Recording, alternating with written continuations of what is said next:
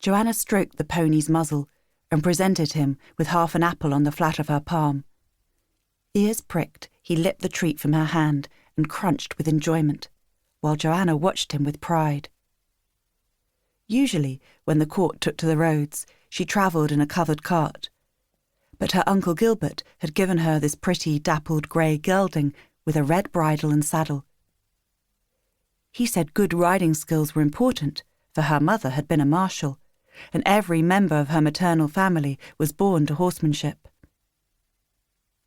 Her new mount was from her uncle's estate at Goodrich on the Welsh borders, and his name was Arian, which meant silver in the Welsh tongue.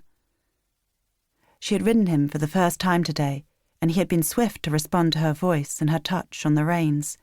She could scarcely believe her good fortune. "He's a beauty," Johan said, with reluctant admiration, leaning against the stable door, arms folded.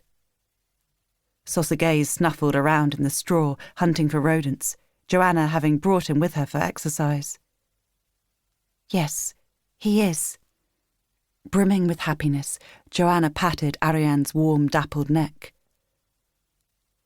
The last rays of evening sunlight tinted the trees beyond the palisade with burned gold. A man led a donkey towards the kitchens, 2 side panniers mounted with chestnuts from the woods.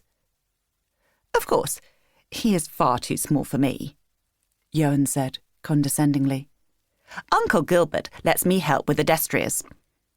It wasn't strictly true.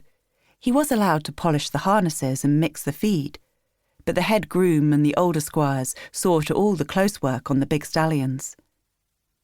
To keep listening to this audiobook, I've left you a link in the description so you can do it, at no cost thanks to Audible's 30-day free trial.